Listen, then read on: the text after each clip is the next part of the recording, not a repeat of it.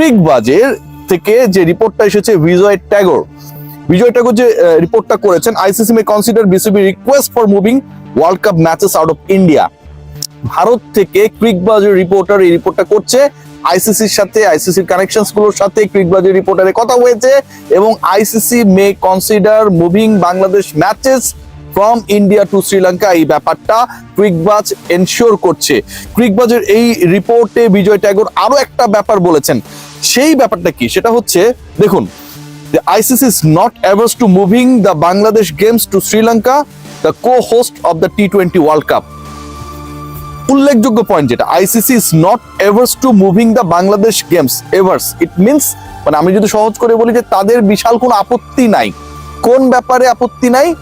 Moving the matches of Bangladesh, বাংলাদেশের ম্যাচগুলোকে সরিয়ে নেওয়ার ক্ষেত্রে কোনো আপত্তি নাই। কার কাছে? কোথায়? কো-হোস্ট শ্রীলঙ্কার কাছে। সো বাংলাদেশ ক্রিকেট বোর্ড আজকে যে রিঅ্যাকশনটা জানিয়েছে অফিসিয়ালি, বাংলাদেশ ক্রিকেট বোর্ড যে স্ট্যান্সটা নিয়েছে আজকের সেকেন্ড মিটিং এ, গতকালকে একটা মিটিং হয়েছিল, সেই মিটিং এর পরে যে সেকেন্ড মিটিংটা, সেই মিটিং এ সেটার ইম্প্যাক্ট এবং সেটার ইম্প্যাক্টের ফলে আইসিসি ইন্টারনাল ইস্যুস গুলো যারা ডিল করেন, ওয়ার্ল্ড কাপের সাথে যারা ইনভলভ হয়েছেন, they have been in a situation, in a condition যে বাংলাদেশের এই ম্যাচেস গুলো যেই কন্ডিশনে, যেই সিচুয়েশনে এখান থেকে সরানোর জন্য দাবি জানানো হয়েছে ফ্রম বিসিবি সাইড, যে একজন ক্রিকেটারের আপনি এনশিওরিটি দিতে পারছেন না সিকিউরিটি নিয়ে, সেখানটায় পুরো দল 15 জন ক্রিকেটার, সাপোর্ট স্টাফ, সাংবাদিক, সমর্থক, বিসিবির অফিসিয়াল, সবার আপনি কিভাবে নিরাপত্তা দিতে পারবেন? বাংলাদেশের point quite logical. ICC right now considering the point of Bangladesh Cricket Board and they are very much willing to change the venues from India to Sri Lanka. এটা মোটামুটি ডান। এই আলোচনাটা এখন এই পর্যায়ে পর্যন্তই রয়েছে।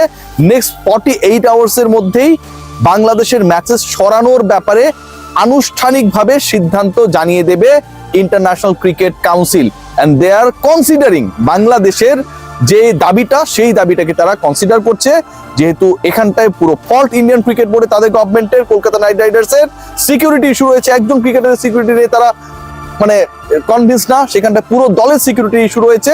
তাই আইসিসি দে আর কনসিডারিং যে বাংলাদেশে এই ম্যাচেস গুলোকে শ্রীলঙ্কায় নেওয়া যায় কি না, এই ব্যাপারটা মোটামুটি ডান। আরেকটা পয়েন্ট, যে পয়েন্টটা নিয়ে আসলে আলোচনা করাটা খুবই জরুরি, বাংলাদেশ ক্রিকেট বোর্ডের অফিসিয়ালসরা আমাকে খুব একটা পছন্দ করে না, এবং বাংলাদেশ ক্রিকেট বোর্ডের অফিসিয়ালসরা আমাকে পছন্দ করে না, এটার মূল কারণ হচ্ছে তাদের ক্যারেক্টার গুলো আমি সবসময় বলে দিই।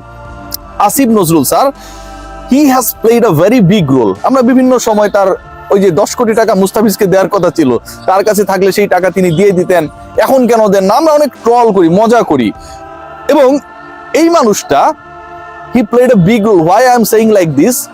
Only this person was in a situation, in a position, strong position, যে বাংলাদেশ কোনোভাবেই ভারতে গিয়ে, বাংলাদেশ দল কোনোভাবেই ভারতে গিয়ে কোনো ওয়ার্ল্ড কাপের ম্যাচ খেলবে না, যখন ভারতীয় ক্রিকেট বোর্ড বাংলাদেশের 18 কোটি মানুষের সম্মান নিয়ে খেলা করে।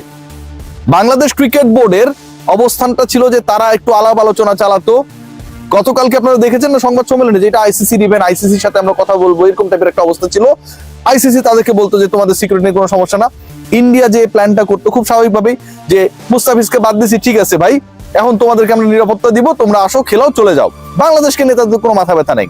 তারা কি কারণে প্যারায় পড়বে? ইন্ডিয়ান ক্রিকেট বোর্ড তো নিশ্চয়ই এই ওয়ার্ল্ড কাপের বাংলাদেশের 4টা ম্যাচ শিফট করা মানে কি, নেপালের ম্যাচ, আফগানিস্তানের ম্যাচ, সবচেয়ে গুরুত্বপূর্ণ যেটা ওয়েস্ট ইন্ডিজের ম্যাচ, ইংল্যান্ডের ম্যাচ, এই দলগুলোর ম্যাচেস গুলোকে তো আইসিসি কে শিফট করতে হবে, রাইট? সো এই যে ম্যাচেস গুলো শিফট করা, এখানে অনেক লজিস্টিক্যাল ব্যাপার স্যাপার রয়েছে, সেই ভেজালে তারা পড়তে চায়নি। বিসিবিও তাদেরকে সেই ভেজালে ফেলতে চায়নি। ডেইলি স্টারে নাম প্রকাশে অনিচ্ছুক বিসিবির একজন কর্মকর্তা আজকে সকালবেলা বলেছে যে এটা আসলে কোয়াইট ইম্পসিবল। পসিবল না impossible, that will be decided by the ICC and the Indian cricket board. Bangladesh cricket বোর্ডের উচ্চকণ্ঠ কর্মকর্তা, আবার নাম বলতে ভয় পান, তিনি বাংলাদেশে one of the leading English ডেইলিকে বলে দেন যে এটা quite impossible to shift Bangladesh matches to Sri Lanka. Asif Nazrul, he has taken a very strong position, very strong stance.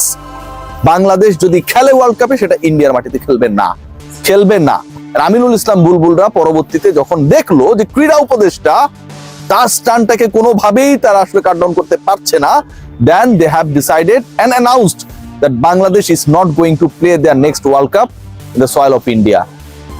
All the credits goes to the sports advisor Asif Nazrul. আমরা ওনাকে নিয়ে যতই মজা করি না কেন, যতই ওনার ওই 7 বছর 8 বছর আগের মুস্তাফিজকে 10 কোটি টাকা দিয়ে দেওয়ার স্ট্যাটাস নিয়ে ট্রল করি না কেন, এন্ড অফ দ্য ডে এই ডিগনিটির ইস্যুতে বাংলাদেশ ক্রিকেট বোর্ডের কর্মকর্তারা যখন একটা নতজানু অবস্থায় ছিলেন, তারা যখন এরকম একটা স্ট্যান্স নিতে ভয় পাচ্ছিলেন, আইসিসির মেইনটেইন করতে হবে, কি হবে ভবিষ্যতে ক্রিকেট কূটনীতির এরকম একটা দোলাচলের মধ্যে ছিলেন, তখন আসিফ নজরুল স্ট্রং স্ট্যান্ডটা নিয়েছে এবং সেটার ফল Bangladesh cricket board finally announce করতে বাধ্য হয়েছে ইন্ডিয়ার মাটিতে they are not going to play any international match in the upcoming world cup. So আমার কাছে যেটা মনে হয় যে বিসিবির স্ট্যান্স কোনোভাবেই সাপোর্টেবল ছিল না, কোনোভাবে এটাকে সাপোর্ট করার কোনো সুযোগ ছিল না। End of the day this is the question about our dignity, about Bangladesh.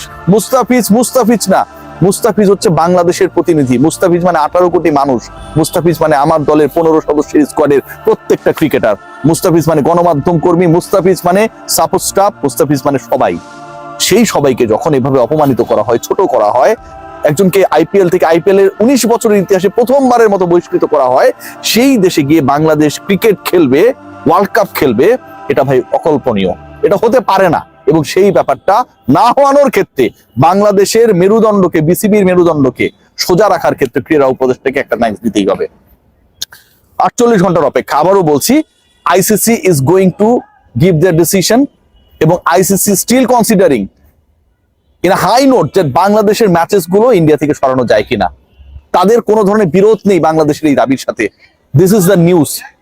এবং এই ঘটনার প্রেক্ষিতে 48 ঘন্টার মধ্যে আমরা হয়তো জানতে পারবো শ্রীলঙ্কার কোন কোন ভেন্যুতে বাংলাদেশের ম্যাচেস গুলো অনুষ্ঠিত হবে। Thanks to ICC for considering this issue and definitely thanks to the sports advisor. আমার কাছে মনে হয় বাংলাদেশের ক্রিকেটে নবজাগরণ এবং মেরুদণ্ড সোজা করে রাখার জন্য এই মুস্তাফিজ ইস্যুটা চিরজীবন কালজয়ী হয়ে থাকবে। সবাই ভালো থাকবেন। Take great care.